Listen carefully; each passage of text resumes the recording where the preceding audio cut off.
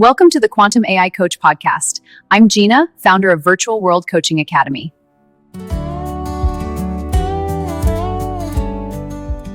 We are taking a deep dive into a concept today that, honestly, it might completely upend the way you think about your own success, Oh, absolutely. your daily schedule, and especially your underlying stress levels.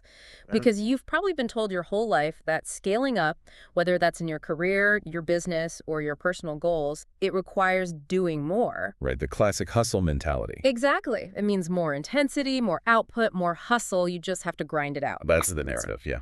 But if you are really honest with yourself, that extra effort is probably starting to feel a lot less like a ladder and, well, a lot more like a cage. That is such a good way to put it. A cage. Yeah. So today we are exploring a truly fascinating strategic manifesto. It covers high-stakes performance, wealth capacity, and nervous system regulation. It is a brilliant piece of source material. It really is. And our mission for this deep dive is incredibly specific. We want to help you identify, understand, and then completely dismantle your own hustle response. Which so many of us have. Oh, totally. We want to help you construct what our source material calls a sovereign infrastructure in its place. And it is a profound shift in perspective, honestly, a necessary one. The framework we're examining today offers a reframe that I think is going to resonate deeply with you, especially if you've ever felt like you're constantly running on empty, despite doing everything quote-unquote right. Yeah, doing all the things you're supposed to do. Exactly. Yeah. The author makes a really compelling case here. You aren't actually burning out because you are doing too much. You are burning out because you are carrying things that no longer fit your future self. Wow. Right. Just sit with that idea for a second. The exhaustion isn't stemming from the sheer volume of the work itself. It is from the friction. The friction of what, exactly? It's the friction of dragging outdated habits, outdated fears, and outdated identities into a space where they simply don't belong anymore. Okay, let's unpack this.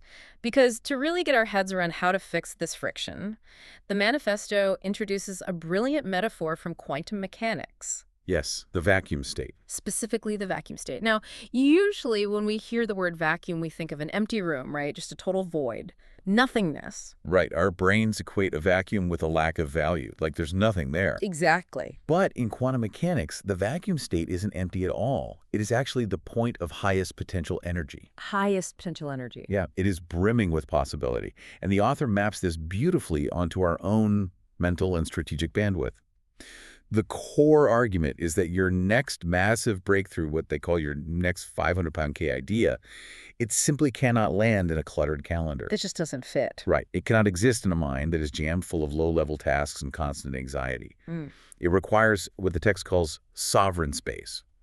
It requires that vacuum state to actually take shape. Which is completely counterintuitive for anyone who has been raised in our modern hustle culture. I mean, most of us, especially if you're an entrepreneur or a high achiever, we treat our brains like a computer hard drive. Oh, 100%. We think the goal is to cram it full of as much data, as many to-do lists, and as many consecutive meetings as humanly possible. Like a game of Tetris with your calendar. Yes. Yeah. We literally judge our productivity by how full the hard drive is at the end of the day. But this manifesto argues that if you actually want to reach that next echelon, if you want to achieve millionaire status or just elite performance in whatever you do, you have to stop treating your brain like a hard drive. And start treating it like a quantum processor. Exactly. And this is where the neuroscience comes in, which really anchors this entire philosophy. It moves it away from just being, abstract theory. Right. It grounds it in biology. It really does. The text cites the work of Dr. Joe Dispenza, specifically from his book, Becoming Supernatural, to explain exactly why that hard drive mentality is actually keeping you stuck. Okay, lay it on us. So when we are constantly busy, constantly stressing, checking emails, rushing from one fire to the next, our brains are flooded with high beta wave activity. High beta waves! Yes. And high beta waves are entirely associated with the fight or flight response. When you are addicted to the rush of that high beta state, you are literally living in survival mode. So neurologically speaking, when my inbox is overflowing, my brain thinks a tiger is chasing me. That's the trap, isn't it? Yeah. Your body cannot tell the difference between a looming deadline and a physical predator. That is wild. It is. And when you are in that high beta survival mode, you are just reacting. You're dodging bullets. You lose the biological ability to be visionary or creative because your system is prioritizing immediate survival. Because you can't build a future if you're just trying to survive the afternoon. Exactly. You aren't building a future, you're just trying to survive. But I have to play devil's advocate here for a second. Sure, go for it. Our culture aggressively rewards the person dodging those bullets. We celebrate the productive executive. You know exactly who I mean, and maybe you listening right now are this persona. The one who's always on. The person who is always on, always grinding, always the last one to leave the office, answering Slack messages at 11 p.m. It feels good to clear the inbox. It pays the bills. So how is this a bad thing? Well, it pays the bills in the short term, but it bankrupts your potential. Ooh, bankrupts your potential. Yeah. The text deconstructs this highly celebrated productive executive identity and argues that it is actually a trauma and survival response. Disguised as a strong work ethic. Disguised as a strong work ethic, exactly. We feel safe when we are busy because that busyness proves our worth to the tribe. If I am exhausted, if my calendar is double booked, then I must be important. I must be doing a good job. It functions as a safety blanket. It really does. That is a tough pill to swallow, realizing your work ethic might just be an anxiety response. It is confronting, but the text contrasts this survival-driven executive with what it calls the sovereign visionary. And the sovereign visionary operates on a completely different metric. They know that decision velocity is infinitely more important than decision volume. You hit the nail on the head. What is the actual value of your time if you are spending it trapped in reaction mode?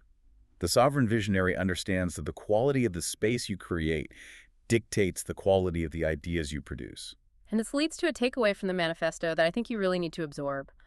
One single sovereign decision made from the void, from that quiet, uncluttered, high-potential vacuum state, is worth 1,000 hours of frantic execution. One decision. One decision. It completely invalidates the idea that sweating over your keyboard for 80 hours a week is the only way to scale. In fact, that sweat might be the exact thing blocking your scale. It is entirely about leverage. Frantic execution is low leverage. A sovereign decision, say, choosing a new strategic partnership, recognizing a completely new market vertical, or deciding to kill a product line that is draining resources, that is high leverage. But you literally cannot see those high leverage opportunities if your nervous system is saturated with high beta survival panic. No, you're too busy looking at your feet to see the horizon. Let's ground this theory a bit more, because the source material shares a really compelling story that perfectly illustrates how deeply wired the survival panic really is. Oh, the bank account story. Yes, the text shares a story about the narrator looking over the shoulder of a friend who had just logged into their bank account. And this friend had just discovered a massive bank error in their favor. A truly huge sum of money was sitting there by mistake. And what's revealing isn't the friend's reaction, but the narrator's reaction to seeing that number. Right. Logically, you would think the reaction would be excitement or maybe amusement at the bank's error. But instead, the narrator experienced a very intense somatic response. And somatic simply refers to the body. They had a physical reaction before their logical brain could even process what was happening. They described feeling a sudden, tight, restrictive sensation right in their stomach. And the thought that instantly accompanied that physical tightness was, they are rich now. It's funny how the brain does that. It's like when you're driving and someone else slams their brakes. Your foot instinctively hits the floorboard, even though you aren't the one driving. That's a great comparison. Even though it wasn't the narrator's money and the money was a mistake anyway, just the proximity to that massive sum of wealth triggered a physical panic attack in the narrator. It's a brilliant analogy for this whole concept. The text dissects this moment beautifully. The narrator realized that their brain had formed a hidden, unconscious rule. What is the rule? The rule was, when money dynamics change, my position becomes uncertain. Their nervous system had literally associated wealth, even someone else's wealth, with rank instability and a loss of identity. Expansion literally felt dangerous to their nervous system. Exactly. Dangerous. So if your nervous system views massive success or wealth as a literal threat to your stability and your identity, it's going to do what it's designed to do. It's going to protect you. Gonna hit the emergency brake. It is going to do everything in its power to keep you away from that threat. So, of course, someone in that state is going to unconsciously self-sabotage any real attempt to scale their own life. They are going to energetically cap their own success just to stay safe. This is a crucial moment for you, listening right now, to reflect on your own physical responses. Yeah. Have you ever felt that sudden tightness in your chest or stomach when you think about charging more for your services? Or stepping into a bigger leadership role. Or even just looking at a competitor's massive success? Yeah. That isn't just imposter syndrome. That is your nervous system actively hitting the brakes because it perceives expansion as a threat to your safety. It is trying to keep you small so you don't get hurt. Fortunately, the story doesn't end there. Here's where it gets really interesting. It really does. The narrator didn't just ignore that tight feeling in their stomach. They used what the text calls a psychosensory method. Think of it like a manual override for your brain. A way to hack the hardware. Exactly. Instead of trying to outthink the panic, they used physical touch like tapping or specific eye movements to literally disrupt the nervous system's alarm bells. They actively worked to uncouple the emotion of panic from the concept of wealth. The result of doing that somatic work of speaking to the body in its own language was immediate and profound. The physical constriction in the narrator's body simply disappeared. It resolved the emotional pattern. Yes.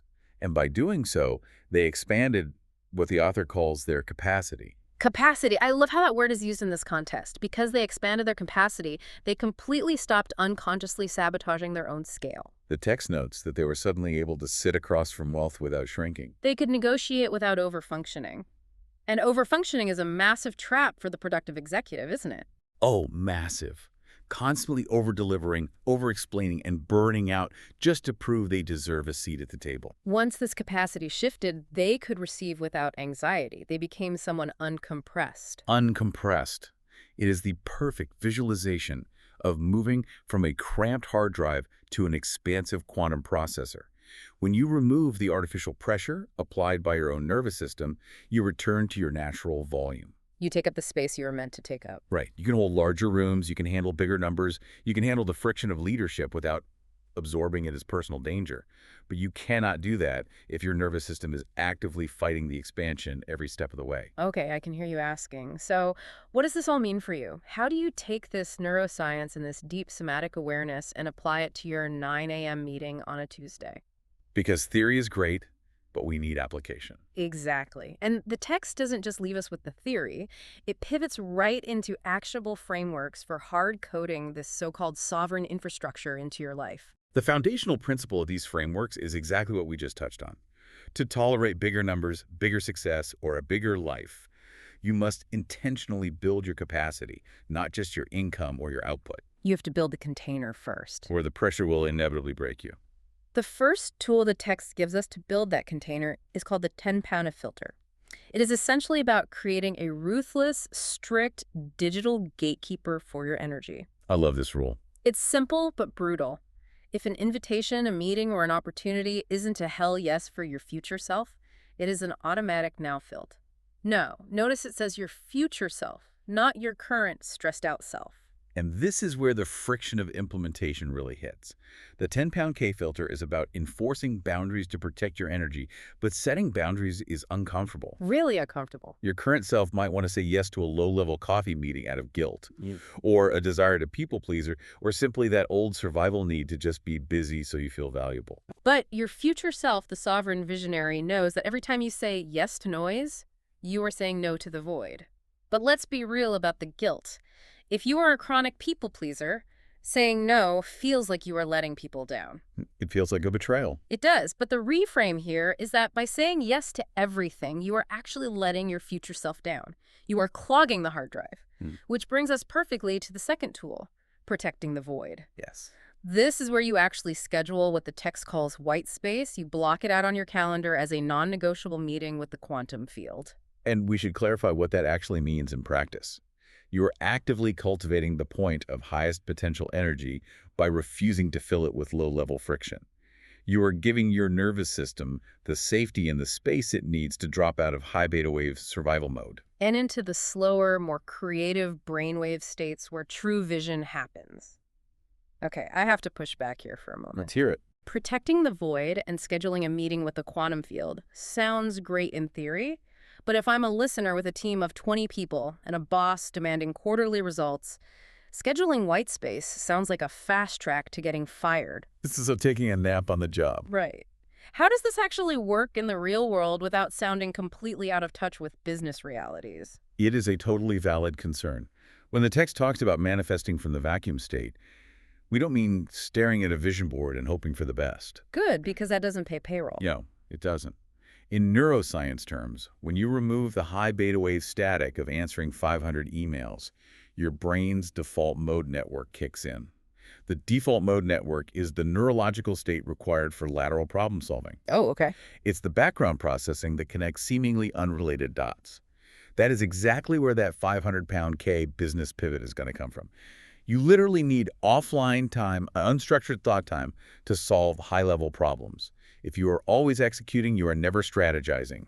That makes perfect sense. It's not about doing nothing. It's about creating the neurological environment for high-leverage thinking. Precisely. And to make sure you stay in that high-leverage state, the text offers a third tool, which is a brilliant, in-the-moment filter for identity alignment. This is a question you can write on a Post-it note and stick to your monitor today. It's a game changer. The question is, would the version of me who already has the 500-pound K result be doing this task right now? It is a phenomenal pattern interrupt. If you catch yourself obsessively tweaking the font on a presentation for the 10th time, Guilty. or agonizing over a totally inconsequential email reply to a vendor, ask yourself that question. Would the version of you who has already achieved the massive success you are aiming for be doing this? If the answer is no, then the task isn't work, it is just noise. It is your nervous system trying to keep you busy in the weeds so you feel safe. It is the productive executive trying to sneak back into the driver's seat. Hand on the wheel. And we are kicking them out. We are upgrading to the sovereign visionary. And to help you solidify that upgrade, the text actually leaves us with a specific piece of homework. A daily practice to help you regulate your nervous system and expand your capacity in real time. The 2-minute sovereign reset. Yes. It is a very simple, very grounding practice, and it brings all of these concepts together.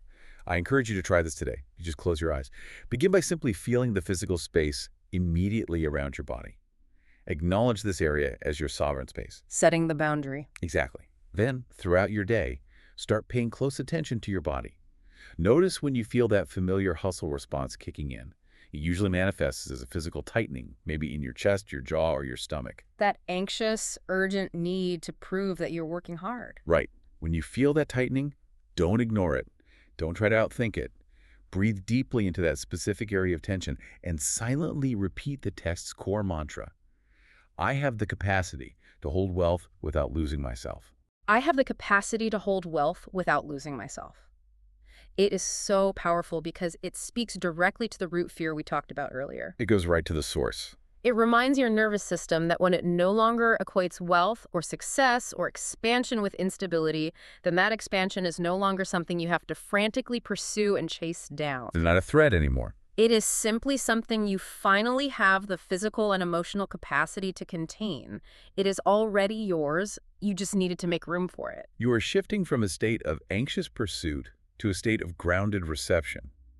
You are telling your body that it is safe to hold more. It is a total game changer. It is an invitation to stop performing your worth through exhaustion and to start leading your life and your business from the immense power of the void. Remember, doing less isn't about being lazy. It is about being incredibly, ruthlessly strategic with your energy. You are building the infrastructure for your future self. And as we wrap up this deep dive, I want to leave you with a final thought to ponder today as you go back to your routine. If burnout is actually caused by carrying things that no longer fit your future self, take a hard look at your to-do list today. Which of those exhausting tasks is actually just a safety blanket, keeping you tied to a past version of yourself? So when Gina offered me the opportunity to do this, I jumped for it because I think anything that you can do that is going to chip away at these limiting the beliefs of things that hold you back is really, really worth doing. So it's been a really lovely experience, and if anybody's a bit worried about it, just do it, because the opportunity to connect through havening is really, really powerful. It's really, really powerful. But really helpful, I think, in terms of having that kind of guided process just to kind of let the ideas and the feelings and the images flow, and then try and work out what it actually means afterwards, and to come up with And it made intuitive It's sense. It's really, really helpful to then kind of have that debrief of, okay, what can we actually do with this stuff? Because that's where we tend to get stuck, is kind of like coming out of it going, oh, this is all some really interesting ideas and thoughts and feelings and images. But yeah, then, you know, how can we actually harness them to do something different? And I think that's been really, really helpful in terms of clarifying really what I need to prioritize to go forward in a way that will deal with some of that stuff that came up. I would like to point out that I'm actually a therapist myself, and sometimes therapists also need a therapist. So I was really stuck, and then one day a friend posted a link for Gina's wealth and money attracting short course, and I went, this sounds great, I'm just gonna book it. And I loved it so much. I really had an epiphany on that course, and it was only meant to be a demonstration, and yet it was really, it just opened up something, possibilities that I was stuck before, and now like, ooh, I can use this to unstuck myself. I'm a great believer that when the student is ready, the teacher appears. And you appeared at the right time. That's all there is to it. So, you know, if anybody is watching this video, it means Gina has appeared in your life. So please give it a try. She walks where the sky